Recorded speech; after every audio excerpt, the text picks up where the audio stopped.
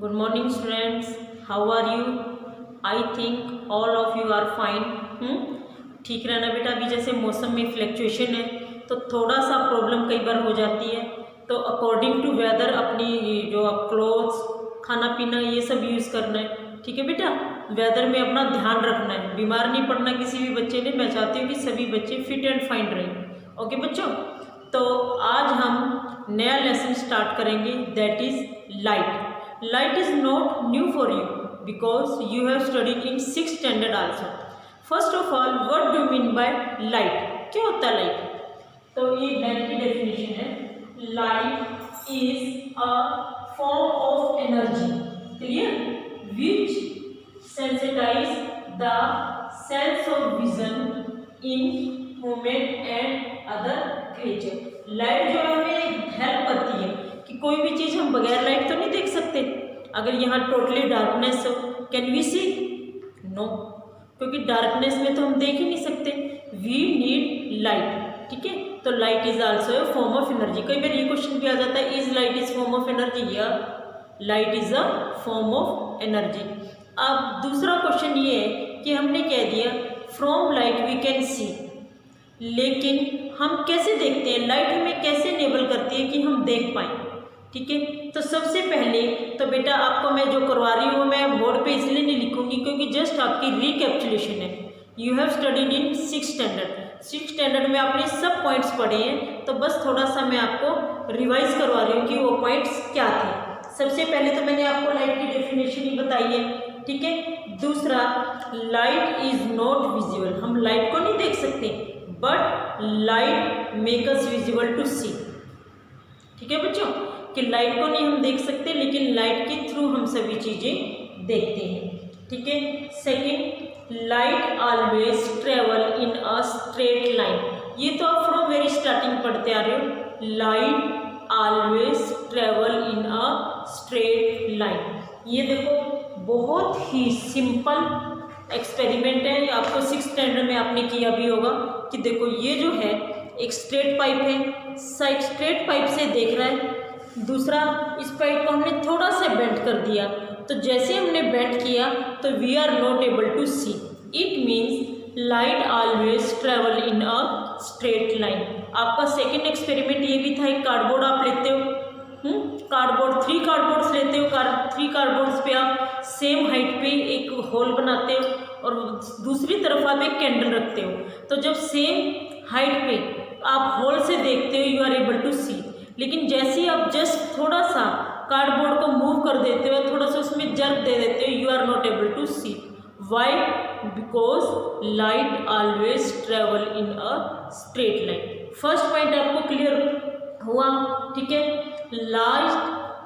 Light move very faster. You know the speed of light is 3 × 10⁻8. ये भी मैंने आपको बताया था 6 में, 3 × 10⁸ मीटर पर सेकेंड.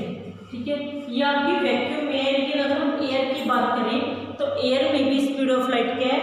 3 × 10⁸ मीटर पर सेकेंड. इसके अलावा आपने पढ़ा था luminous object. The object which emits their own light, they are called as luminous object, and the objects which are not able to emit its own light, that is called as non luminous object. luminous में जैसे आपके brick, stone, would, और luminous में जैसे आपका moon, आपका tubelight, सन, ये आपके क्या हैं? Luminous object. ये भी आपको क्लियर हुआ. अभी तो मैंने न्यू तो कुछ पढ़ाया ही नहीं, जस्ट आपकी रिवीजन है 6th उसकी. नेक्स्ट आपका क्या है? Transparent object. ट्रांसपेरेंट ऑब्जेक्ट क्या होते हैं? The material which allow light to pass through them easily. वो हमारे होते हैं ट्रांसपेरेंट ऑब्जेक्ट, जैसे आपका ग्लास, हाँ, और आपका एक ट्रांसपेरेंट पेपर, ये सब आपके क्या थे? Transparent object. इसके बाद ओपेक. ओपेक ऑब्जेक्ट क्या थे? The object which does not allow light to pass through them are called as opaque object. जैसे अगेन ब्रिक, वुड, ये आपकी वॉल है, इससे भी आप नहीं देख सकते, इट इज आल्सो ओपेक. और ट्रांसलूसेंट. ट्रांसलूसेंट क्या थे, which allow light to pass through them but not completely, it allow light to pass partially, मतलब पार्शली जो है ये अपने आप में अपने अंदर से लाइट को पास होने देती है, that is called as translucent objects. और ट्रांसलूसेंट ऑब्जेक्ट्स के एग्जाम्पल हैं बटर पेपर, ग्राउंड ग्रास, ठीक है।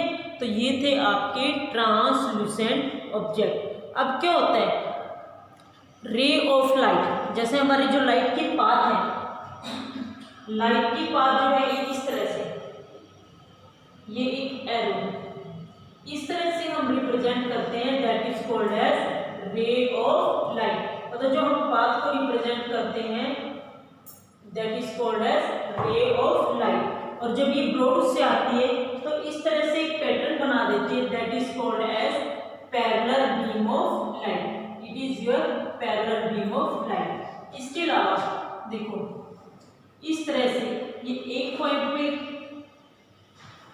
ज्वाइन कर रही है ना, जैसे ये रे ऑफ लाइट आ रही है, एक इस पॉइंट पे ज्वाइन कर रही है, तो that is called as convergent beam of light. इसमें बेटा एक चीज आपको ध्यान रखनी है, एरो मैंने इस टाइप से बनाई है, मीन्स कि light is coming from any source and meet at this point, ठीक है।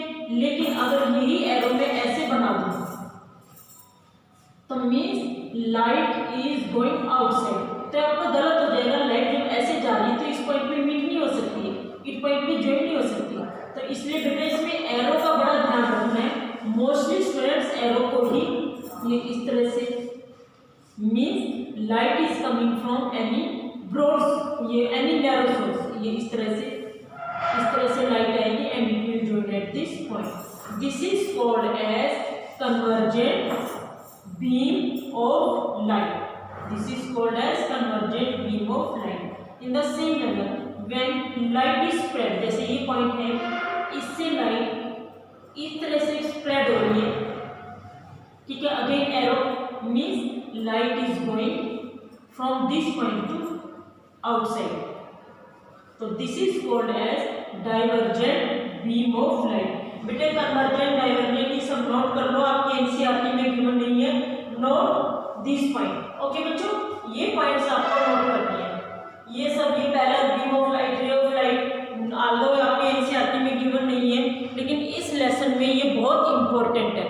आपको पता होना चाहिए कन्वर्जेंट क्या होता है, डाइवर्जेंट क्या होता है। नेक्स्ट आपका है reflection of light. Reflection of light भी आपके लिए न्यू नहीं है, आपने पढ़ा है। रिफ्लेक्शन ऑफ लाइट में क्या होता है, जैसे कोई भी हम सोर्स है वहां से लाइट इस तरह से स्ट्राइक करती है, ठीक है। स्ट्राइक करने के बाद it change the direction of light, जैसे ये लाइट है, बीम ऑफ लाइट इस तरह से गया, ये किसी सोर्स से इसने स्ट्राइक किया और इसके बाद स्ट्राइक करने के बाद ये लाइट की डायरेक्शन चेंज होगी, that is called as reflection of light. Reflection of light से ही हम ऑब्जेक्ट्स को देखते हैं, ठीक है। जैसे आपने ये बहुत, दिस इज वेरी ओल्ड, ये आपके देखो ये रिटर्न है, mirror change the direction of light that falls in it, this change of direction by mirror is called reflection of light. ये देखो डायग्राम, याद आ रही story, here and the line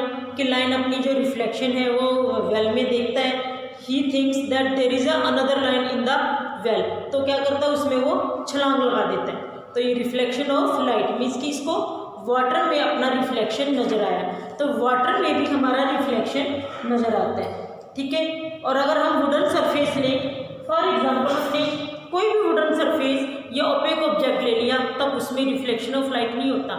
दूसरा, रिफ्लेक्शन ऑफ लाइट से क्या होता है, इमेज विल फॉर्म, ठीक है, image will form. Reflection of light जो होगा तो क्या होगा, इमेज, और इमेज बनने के लिए स्क्रीन की जरूरत होती है। जब तक हमारे पास स्क्रीन ना हो we can't see the image. तो आपको रिफ्लेक्शन ऑफ लाइट ठीक से समझाने के लिए हम एक एक्टिविटी करते हैं। क्लियर बच्चों? Now we will perform an activity which show the reflection of light. We will take a white paper and put a comb on it. अब देखो हमने स्टैंड की हेल्प से इस कॉम को ये फिट किया। इसके बाद we will take a torch, ठीक है, और पीछे की साइड हमने क्या रखा है, एक mirror to see the reflection of light. अब हमने टॉर्च को ऑन किया, ठीक है। तो टॉर्च को ऑन करने के बाद we can see the reflection of light through mirror. अब देखो ये मिरर पे जब ये रेज जाएंगी तभी रिफ्लेक्शन होगा ना, मिरर से रिफ्लेक्शन शो करेगा, ठीक है। तो बच्चों क्या होगा, अब we can move the mirror. अब मिरर को जैसे ही हम मूव करेंगे तो पैटर्न भी हमारा मूव करेगा, क्यों, क्योंकि रिफ्लेक्शन हमारा डिस्टर्ब होगा। तो this show the reflection of light. Clear बच्चों, you have done this activity in 6th standard also. तो सबसे पहले हम बात करते हैं plane mirror. What do mean by plane mirror? Plane mirror वो होता है जिसमें आप अपना इमेज देख सकते हो। आपने देखा होगा, आप सुबह जब बात लेके आते हो या अपने आप को थोड़ा सा आपकी कॉम्ब करते हो तो आपको एक मिरर की ज़रूरत पड़ती है। That mirror is plane mirror, ठीक है। आपके जो मिरर हैं आपके सिलेबस में अभी है plane mirror, spherical mirror. Spherical mirror is of 2 type, convex mirror and concave mirror, वो भी हम स्टडी करेंगे। अभी हम बात कर रहे हैं प्लेन मिरर की। प्लेन मिरर में सबसे पहले इसकी कैरेक्टरिस्टिक है इमेज। मैंने आपको बता दी है कि जो आप अपना रिफ्लेक्शन देखते हो दैट इज इमेज। तो image is of same size, यानी कि जो इमेज आपकी बनती है वो सेम साइज की होती है। चलो इसके लिए अब हम एक एक्टिविटी करते हैं स्टूडेंट्स। मैंने आपको बताया image is of same size. अब देखो ये कैंडल है मेरे हाथ में, ये मिरर है। तो अब देखो मैंने ये कैंडल देखो आपकी सेम साइज का है, ठीक है। अब ये ऑब्जेक्ट देखो, अब ये छोटा हो गया। चाहे हम मिरर लार्ज लें चाहे छोटा लें, वेदर मिरर इज लार्ज और स्मॉल, ये डिपेंड नहीं करता, डिपेंड करता है कि ऑब्जेक्ट का साइज क्या है। ऑब्जेक्ट इज स्मॉल तो इमेज भी आपकी स्मॉल होगी। ऑब्जेक्ट ये देखो, ठीक है, इसमें इमेज है उसी का साइज है जो मेरे चौक का साइज है। अब देखो दिस इज अ स्केल, अब थोड़ी इमेज बड़ी है। तो इमेज की जो इमेज है वो हमेशा सेम साइज की होगी, वेदर मिरर इज स्मॉल और बिग। और इस इमेज को हम कहते हैं erect image. The image formed is erect and as the same size as that of the object. बेटा समझ आ गया, image is of same size, ये मैंने आपको एक्टिविटी में शो किया है। अब सेकंड है image is formed at the same distance from the mirror as the object is in front of you. मतलब जितनी दूर हम ऑब्जेक्ट को रखेंगे उतनी ही दूर हमारी इमेज बनेगी। अगेन एक एक्टिविटी करते हैं, समझ आ जाएगा। बेटा देखो जैसे मैंने ये चेस है, इसके मैंने फर्स्ट स्क्वायर पे आपका ये रखा तो आपको इमेज में भी फर्स्ट उस पर नज़र आ रहा है। अब मैंने इसको मूव किया तो इमेज भी आपकी सेकंड स्क्वायर पे हो गई, ठीक है। अब मैंने 1 2 स्क्वायर छोड़ के यहाँ रखा तो इमेज भी आपकी, पता ऐसे लग रहा है ना जैसे इसके पीछे एक और चेस है और वो हमें कॉपी कर रहा है। जैसे ही हमारी इमेज आगे या पीछे हो रही है इन द सेम मैनर हमारी इमेज भी, और जैसे हमारा ऑब्जेक्ट आगे या पीछे हो रहा है इन द सेम मैनर हमारी इमेज भी। अब देखो इस तरह से मैंने रख दिया तो सेम डिस्टेंस पे हुई ना, तो image is formed at the same distance from the mirror. अभी मिरर से उतनी उस पर हमारी इमेज बनेगी as the object, this is our object, as the object is in front of it. Clear बच्चों? अब मुझे लगता है कि प्लेन मिरर के बारे में आपको इसकी करैक्टरिस्टिक पता है। सबसे पहले तो size of image is equal to the size of the object, ये मैंने आपको एक्टिविटी करके शो कर दी है। Second, image is formed at the same distance from the mirror as the object is in front of it, ये activity भी हमने कर ली है, ठीक है। Third, image is upright and erect, ये भी देखो आपने देखा था इमेज सीधी बन रही थी ना, कोई उल्टी साइड या दूसरी साइड तो नहीं बन रही थी। इमेज जहाँ इमेज था उसके सामने बन रही थी, तो इस इमेज को हम कहते हैं इरेक्ट। तो इमेज भी आपकी क्या थी? इरेक्ट। इसके बाद आपका एक कैरेक्टरिस्टिक है लेटरल इन्वर्जन। लेटरल इन्वर्जन क्या होता है? The left and right side of the image get interchange, this behaviour is known as lateral inversion. ये कैसे? जैसे आप अपने घर में मिरर के सामने just raise your left hand, raise your right hand, it will appear left in your mirror image.